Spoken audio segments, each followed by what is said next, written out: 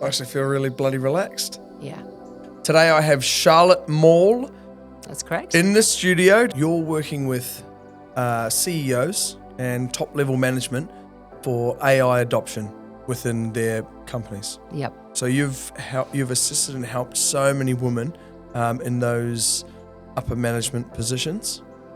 And then they have the perimenopause period, which can hit them really hard, and actually not realising or recognising that as a thing that's happening to them. Go into perimenopause for me, because I'm just a bloody bloke who doesn't know too much about many things. 2, 3, 4, and hold for 2, 3, 4, and in 2, 3, 4, hold. Welcome back to the Gold Room podcast. Thanks for tuning in to another bloody episode. Today I have Charlotte Mawle That's correct. in the studio. Do people struggle with your last name? They do. Yeah, I can imagine. Yep. Right, Charlotte, let's talk about you and your company. Okay. So we always start with the life and the times, so let's get into that. Okay. So I had a very interesting childhood.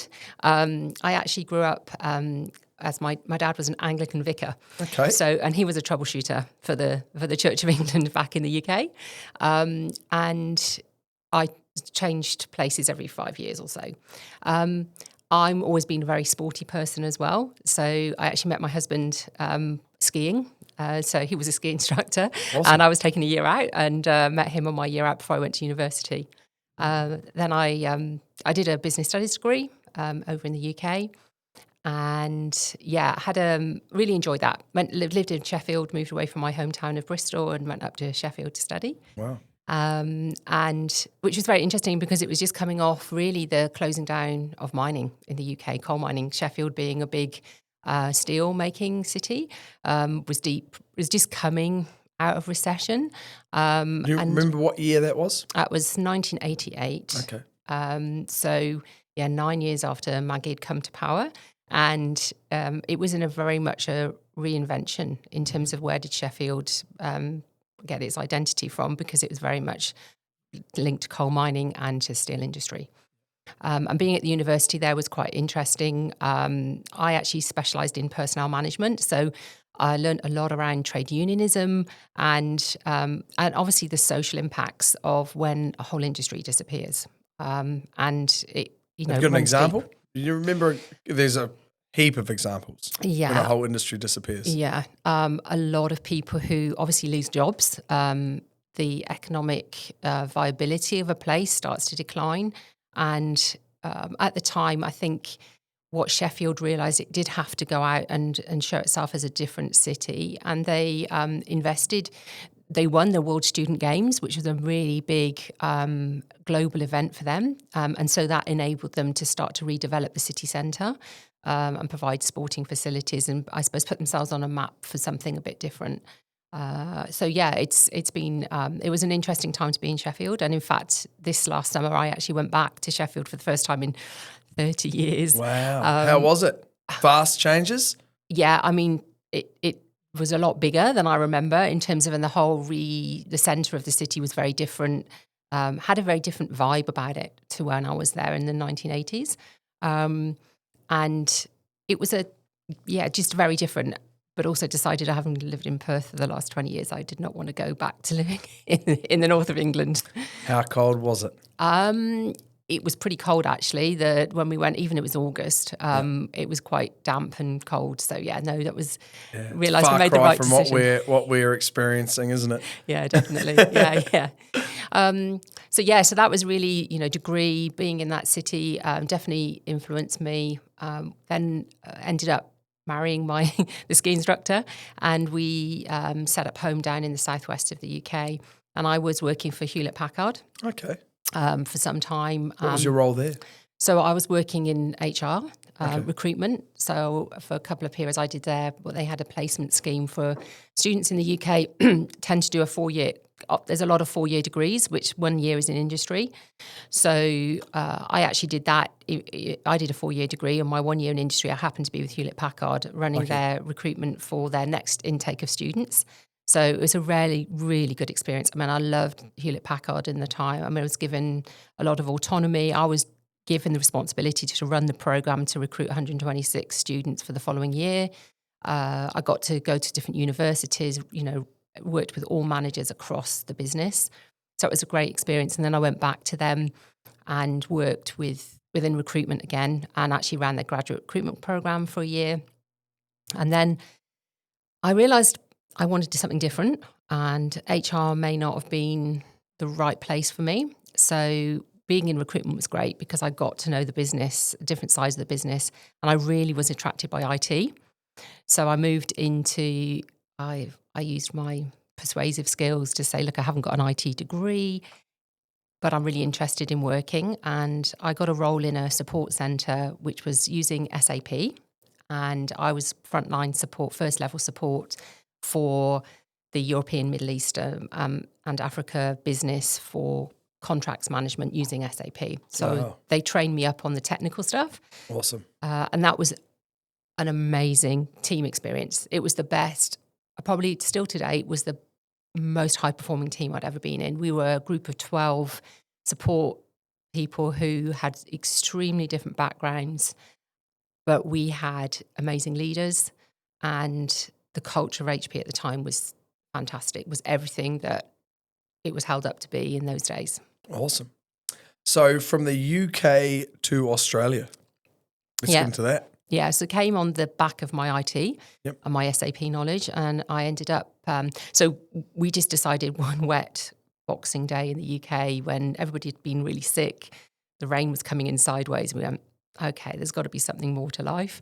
Had you travelled to Australia before? Yes, before children. My husband and I had done a round trip. In fact, we'd come to Perth and gone up to Ningaloo because he loved swimming. He always wanted to swim with whale sharks. Yeah, and you guys got to? Got to. Amazing. Yeah. I've done it myself and my two young fellas. Yeah, it was amazing. What an experience, isn't it? Fantastic. And we had manta rays as well. So we had one day we actually did it twice because we were just like, okay, this is too good to not do again.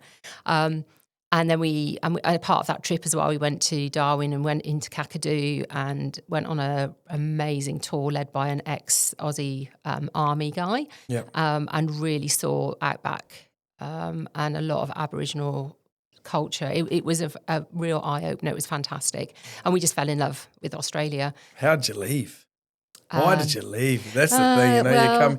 I suppose you've got work and everything, family, and you really need to go back there and see what it's really like before making the decision. Yeah, we did. I need to go back to God's country. Yeah, that's true. And we ended up having the kids and realising that we were a bit older as parents and the visa conditions, it wasn't quite so easy to get the visa. So we had to work a little bit because I changed from HR into IT but didn't have an IT degree. All of those things mattered when it came to getting the visa. Yeah. But in the end, we made it work. We were determined to make it work. And so what does your husband do now if he's not a bloody ski instructor in Western Australia? So he came business analyst. He did a computing degree actually later on in life. And then he worked for Hewlett-Packard actually in business analysis. And then when we came over, he got a role working actually at BHP as business analyst up on rail up in Port Hedland. So, cool. Yeah. So that's really what he came with, and we loved it. So we sold everything up. That decision in Boxing Day, whenever it was, 2006, I think it was, or 2005. We said, okay, it was 2005. We said, right, that's it. Whatever we'll do, we're gonna make it work to get to Australia. Awesome. We arrived here in June 2007. Poms have been doing that for the last 100-odd years, haven't they? They have. Originally, they were on ships out here as prisoners, but, look at us now. Yeah, exactly. So we made the move, and it's the best thing we ever did. No regrets. We decided we'd give it 2 years because we didn't have jobs or any housing or any family over here. We made Perth our choice of city because we're very outdoors people. We didn't want a big city because we'd lived rurally in the UK. So other than my time in Sheffield, and it was just that Perth seemed the right place for us. Yeah. And we just made a go of it. And we arrived, really good timing, market was booming. We were both able to get actually part-time roles. So we could swap around with the childcare. We had some certain goals that we wanted with the childcare in terms of how much time we wanted to spend with the kids, how much time we wanted to experience life in Australia and not be full on working, both of us, while the kids were little. Yes. And also walking distance of school. So we wanted to be somewhere where we didn't have to use the car every day, because we were doing that in the UK and it was, an hour commute each way. We said, and we're not doing that. Where'd you end up buying? Well, we didn't buy, actually. Hopefully you've bought now. No. You still haven't owned a house? No, You don't own a house now? no, Wow. No. Okay. But we do own a house actually in France. So okay. We still got property somewhere in the world, really but it's nice. not here. Yeah. So you're renting here in Perth? Yes. Yeah. So it's given us flexibility. Yep. It's not great at the moment, I have to say. It's not great right now. Nah. But have you got an understanding landlord? Are they? Yeah, he's pretty good. Okay. Private. Ironically, he's from Liverpool in the UK. I met him a couple of years ago when he came over. He's got family over here, and he did come over here for a time. He actually now lives in Portugal. So it's he's done all right for himself, hasn't he? Yeah. Bloody hell. So, but he's pretty good. So look, there are things we could have done, but what we did instead was we actually spent our time those few years taking the kids and giving them great experiences, whether that was back in Europe, visiting family, traveling in Europe. We actually took time out 18 months and took the kids out of school, and we travelled around Australia first of all. Awesome. So we did that, and we went and we took them on the experience that we had when we came back, when we were pre-kids. And that was an amazing experience. We had the trailer. We did the Gibb River Road. Wow. We went all the way Darwin, then across through Queensland, and went to Whitsundays. Went sailing for a week with the kids, and then drove all the way back round. Yeah, I mean that was an amazing experience. And then we took them back over to Europe. Spent 8 months living in France. They went to school in France for 3 months. Bilingual? Not now. The daughter took to it a lot more than son, but she was older. Yep. And her French is very good. So she's pretty good with her French and has been back and worked in France since. Oh, amazing. So, and it gave us, although we didn't buy a property, what we have done is we leveraged different opportunities for experiences. And for us as a family, experiences are big. Yep. More so than material stuff. First steps into mining and heavy industry. So first steps into mining after CBH, I was given an opportunity through a network contact, which is how Perth generally works, Sure is. to go and work for Newmont Mining. Wow. So into gold. Yep. I loved it. I had an amazing manager. I had an amazing team. I spent the first 12 months working in change management. So I moved from pure tech roles where I'd been managing a technical team to moving into the more people side of technology. And I was working on Newmont were insourcing their support. So I was working on projects around bringing that IT support back into Newmont, as well as another couple of projects at Boddington. Yep. So was going down to Boddington on a weekly basis with a project manager, implemented a maintenance handover system there. That was great. I loved it. I really loved my weekly trips to Boddington, working with the maintenance teams. And then after that first year, they made a decision to move to SAP. So it was perfect timing and positioning for me, having the background in SAP to go. What did they have before that, Pronto? No system. No, they did, but I can't remember what it was. It wasn't Microsoft. It might have been Oracle. I can't remember, but they made that move to SAP globally, and I led the change management for the APAC region. Amazing. For 18 months and working with the leadership team there. Yeah. Wow. So your time at Newmont, so Newmont owned Boddington. Yeah. Who owns Boddington now, do you know? I think Newmont still have Is Boddington. it? Okay. Yeah. And they've got some joint ventures in Kalgoorlie. They used to have a place in Jundee up north, and then Tanami. And I think they still got Tanami. Okay. So tell me about your role in transforming complex organisations. Yeah, so I think Newmont was the really good test place for me. I mean, I'd done some change work in Hewlett-Packard as well, but very different industry, very different dynamics, different culture. Coming into Newmont, I think timing-wise, we had an amazing regional leadership team. The VP was a great VP. He was probably one of the best leaders I'd ever worked with.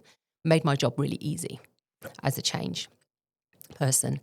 For me, change, enabling big, complex organizations to do that, it's all about relationships.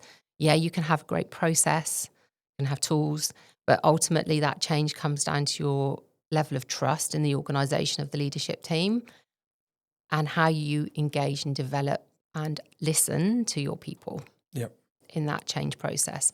And there were some great examples with that SAP rollout where I challenged the leadership team to do something a bit different to what they would have necessarily done. So we had one area of the business that weren't playing the game. They weren't on board. In what way? They just weren't engaged with the... They didn't want it. They didn't want the change at all. No. And they were... Obviously, distance makes it a bit easier to be that more... I don't like the term resistant. Their response to change was very negative. Yep, right? Okay. And they're very said, we're not really shifting from our position. And I would say, some people may challenge me on this, but I'd say that typically the culture would have been, we're just going to tell you to do it and you're going to do it. And we'll just get the big stick out and we'll do it that way. And I persuaded the leadership team to go, give me a chance to go to this site and understand really what's going on, what's behind this behaviour. Because it's always deeper than you think, right? Yep. So I went over to the team, spent another week with the team and listened. And what I established was that the reason they weren't coming along was because they anticipated it being a massive issue for their business in the small town they operated in, that if they got specifically payroll run wrong, it would ruin the business in that town, but also obviously all their reputations. And, it's a very close-knit community. So I established that they were really not confident that payroll was going to be configured correctly for them. Okay. Once I'd established what the problem was, I went out to find a solution, which I did. I got 2 people who were Australia-based that knew Australian and New Zealand payroll. And then I went back to the project team and said, look, I've found the problem. I've got a solution. I just need the budget. And it was very simple. They were like, yeah, happy. We're happy for you to take that over. It's been causing us a headache. Wow. And so rather than getting the big stick out, I went and listened, established problem, provided a solution. And we went there and we got live and we didn't have any problems because we had people who understood Australian, New Zealand payroll, which is very different from many other, doing it from the US, you've got no context of, enterprise bargaining agreements and all of that. It's a very, very different landscape. Yeah. But I had the support of the leadership team to go and do that. Well, that helps, doesn't it? Yeah. Yeah. So currently you're working with CEOs and top-level management for AI adoption within their companies. Yep. So can we go into that? Yep. Explain that one to me. This is very different from just doing another IT implementation or ERP, imagine. Right? You're on the forefront. Transformation is being banded around for many years. Really, when you're implementing a new IT system, it's not really transformational, in my view. But what AI is doing and will do is shift your business models, how you actually operate, the skill sets that you require. And that takes a really big shift in thinking. Because AI, we don't know. There's a lot, and robotics, there's a lot, it's really leading edge stuff where we don't actually know what that final picture looks like. So when you're doing an ERP, you know, right, what you're trying to achieve. You've got a stable software system. You know what it's predicted to do. Your processes are there. But with AI, we don't actually really know. We're really in that experimental phase, which makes people very fearful, right? Yep. But our brains don't like uncertainty. Our brains want certainty. And when we're moving into this new age, and some have likened it to the Industrial Revolution in terms of you're going from horses to cars, yep. It takes a different mindset. So what you've always done in the past is not going to get you to where you think you need to be in the future. And in fact, that future picture is very difficult to actually articulate at the moment because most leaders don't actually really know what does that future look like. I think even like the many conversations I've had with people in the AI space, even they don't know that the common theme is no one really knows, but it's going to change absolutely everything, the way that we do things. Would you agree with that? Yes. The only thing it won't change, though, is how we as humans operate human to human. Yep. I hope. Because look, technology has. We all know the smartphone. I was just about to say. I'll tell you what. My kids, got a 14-year-old and 11-year-old. The way that we used to interact, obviously they were a lot younger compared to now. It's mate, get off the iPad, put your phone down. It's dinner. Turn your music off. We're trying to have a family meal. Yeah, that wasn't happening. No, before was it? No, definitely not. So technology certainly does change. It does change, but for me, there's the sort of thing I like to think about is, values created through human connection. Yes. Right. So that human connection is what makes us human, and it's something that AI and robotics isn't doing now, and it's going to be a very, very long time, in my opinion, before it actually gets to that point. And once it gets to that point, that's a very different question for humanity, right? Yeah, for sure. But I think we have an opportunity as humans, right, to make more of our innate skills and talents with technology supporting that and enabling that. And that's how I use AI today in my business. I get it to help me articulate things maybe in a little slightly better way than I could. Yeah, I really like a second opinion. Yeah. Like just looking at something and certainly at different times of the day or night that I want, to articulate something that I'm working on, a little project that I'm working on, or any type of information. It's being able to ask some questions that you think are important, and then, as I said, a second opinion. Yeah. Utilising that information it's like the Encyclopedia Britannica at your fingertips, isn't it? Yeah. So far as knowledge is concerned, and in terms of being able to put that into a data format that then technology can use, definitely that is something that we'll see those jobs that have relied on having that knowledge as a competitive advantage. That's where things are going to really change. So, and those transactional things that technology can do better, that's where we'll see jobs changing and the nature of work changing. So it really is that shift, people to look at and say, well, where are my skills? What are my talents? Soft skills are going to be so, so important. They always have been.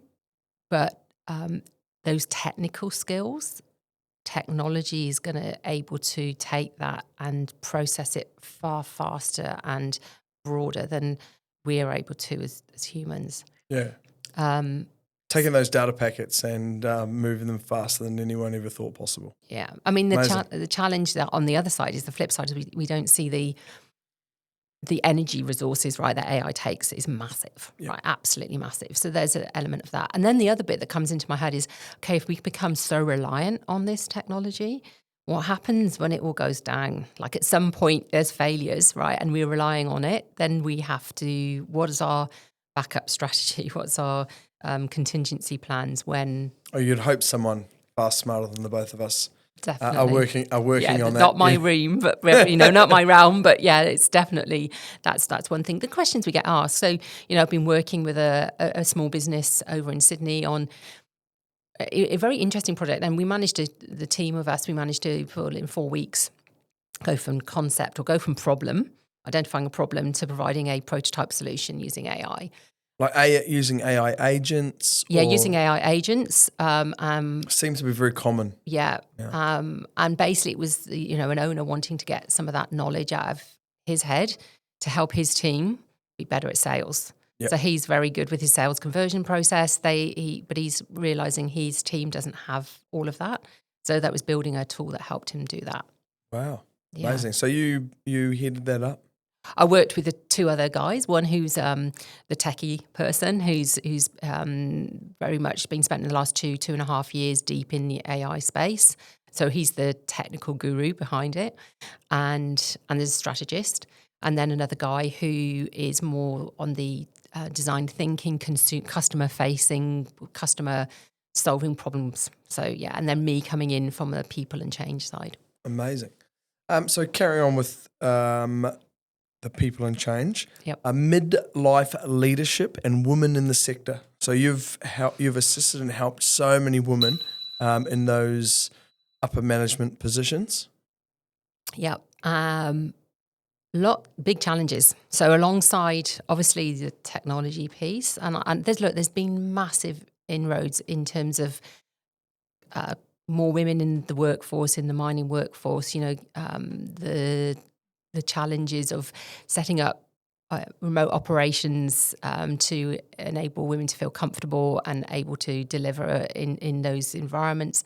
Massive inroads, but I think the challenge that I've come across is women reaching that point where they may have teenage kids, they may have elderly parents, they may have both. Their career is at a peak or is nearing a peak in terms of their positioning. And then they have the perimenopause period, which can hit them really hard, and actually not realising or recognising that as a thing that's happening to them. Go into perimenopause for me, because I'm just a bloody bloke who doesn't know too much about many things. No, and I think it's really important, right? That's part of it as well, is making men aware of when it can happen. I mean, it can start happening as soon as late 30s. It's when your female body, the basically reproductive cycle starts to slow down and your hormones go a bit haywire.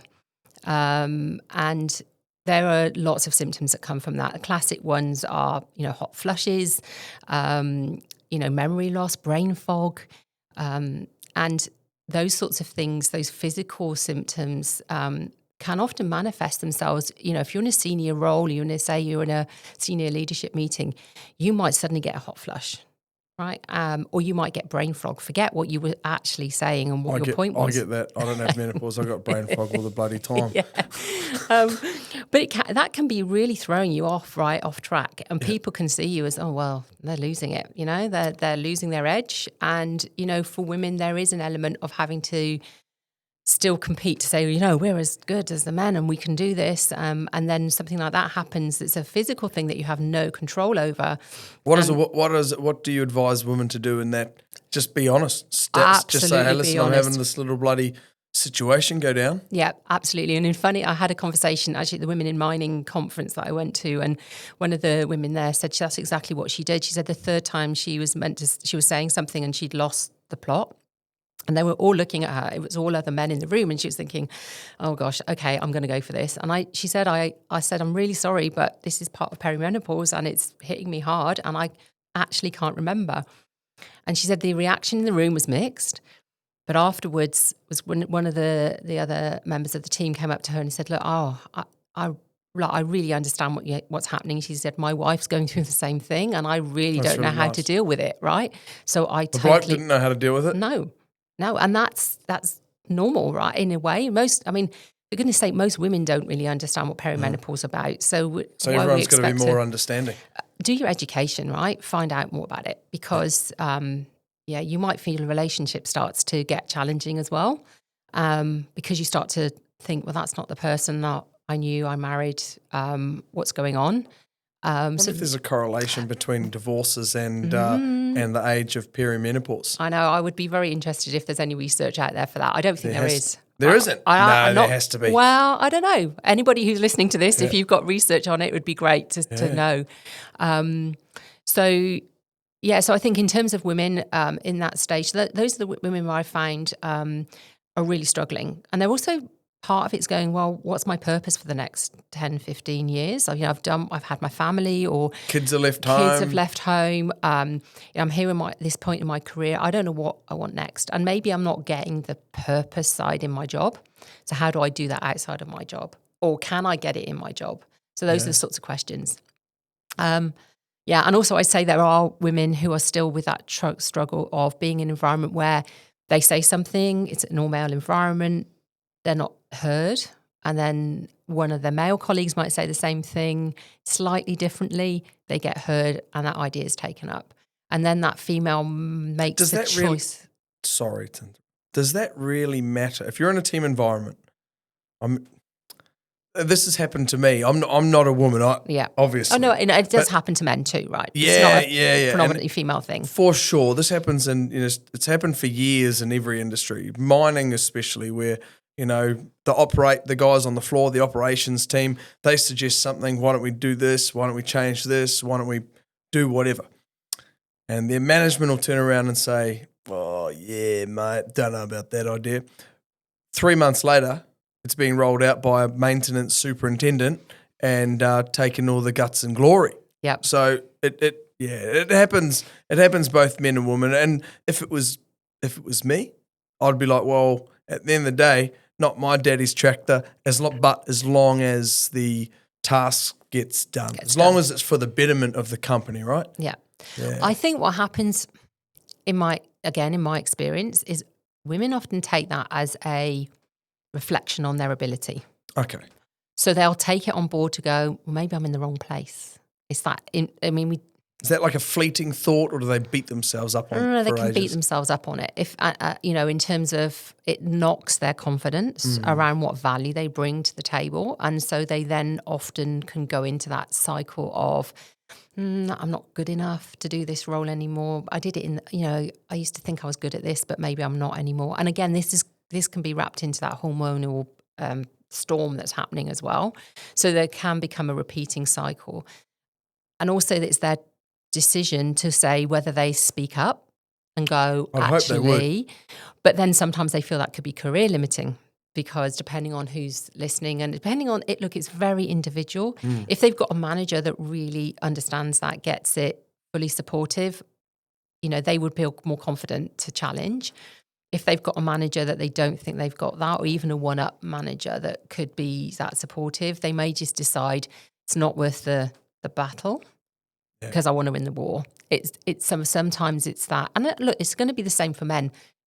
Whether you make that pushback or whether you don't, if you perceive it as potentially career limiting, then you're less likely to do that. Yeah.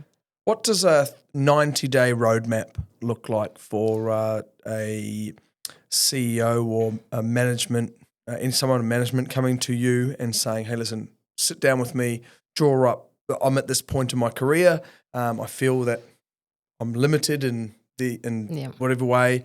What does a 90-day roadmap look like? The 90-day roadmap is determined by what's the problem, framing it in a problem that you're trying to solve. So what's the most immediate problem that you really want to work through? So we would have done some work on that before we get to the 90-day roadmap to establish what's the priority here in terms of what problem you want to solve. And based on that, we would then work through what's the immediate, say 3 things that you take away and you start to action immediately. And then we do a 30-day check-in and see where they've gone. So, for example, recently on a call with someone, we talked about their sleep was poor, which was impacting their ability to function. So we worked. This person's been doing a lot of work around sleep, but nothing's really been working as Melatonin. yet. We tried that. Really? Tried all sorts of things. Wow. So I just suggested 5 milligrams. That's what I do. One thing was also to that relaxation. So we did a little bit of breath work, right? And very simple, but I could see even doing that bit was really uncomfortable for that person.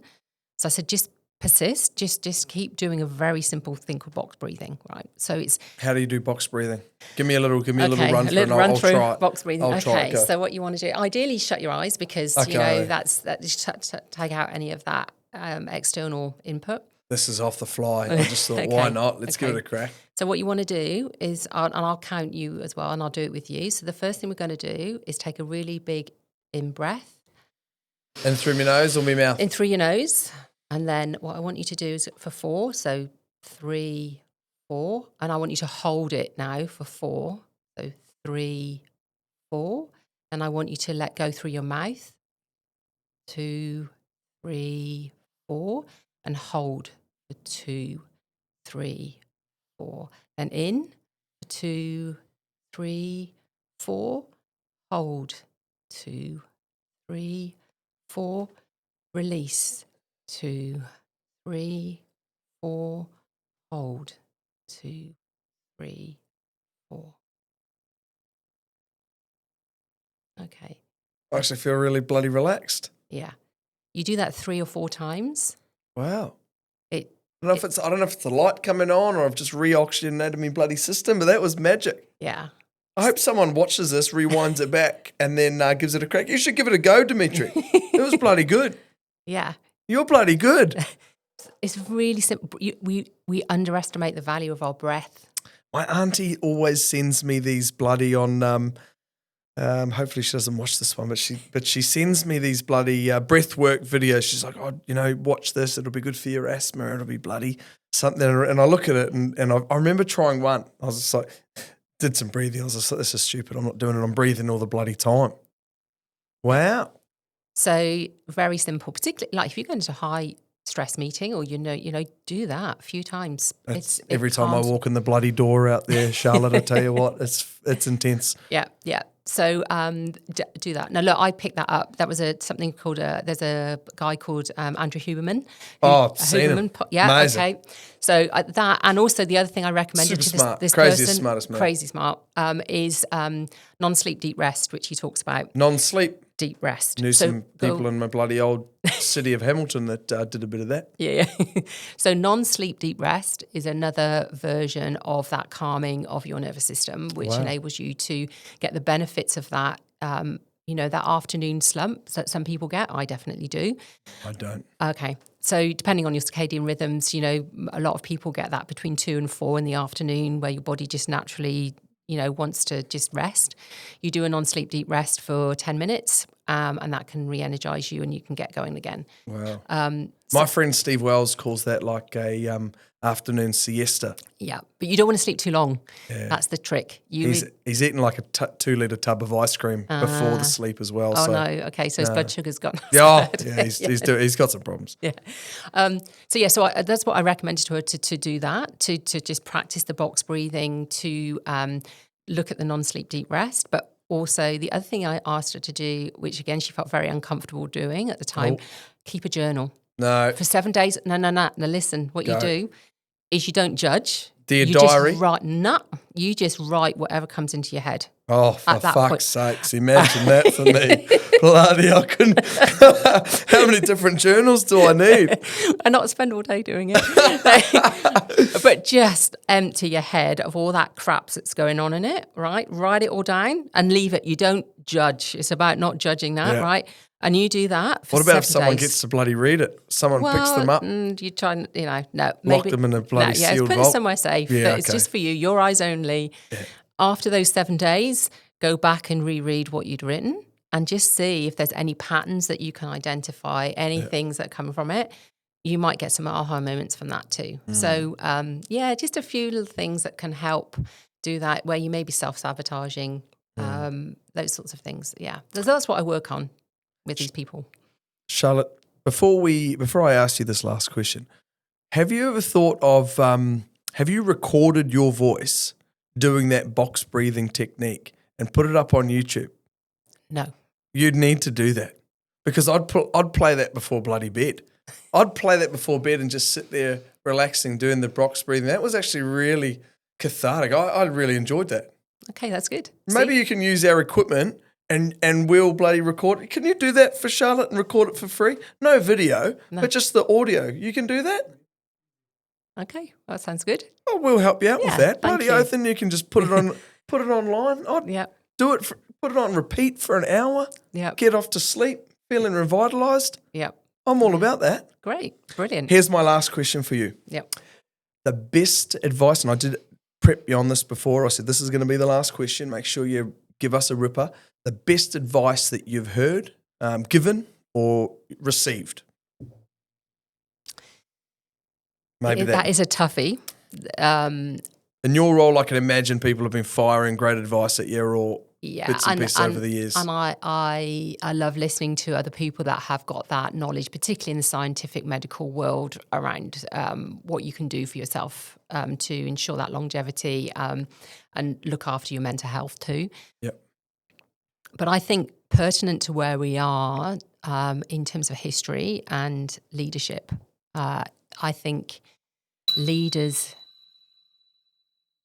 who are going to lead through the next 3 to 5 years and keep their organizations on track to be successful, they need to let go of their ego and enable their teams to take some risk, calculated risk, but be that experimental, let go. Because what we've been doing in the past, our industrial revolution mindset, is not going to see us through to success in the next 3, 5, 10 years. You think we've been micromanaging people?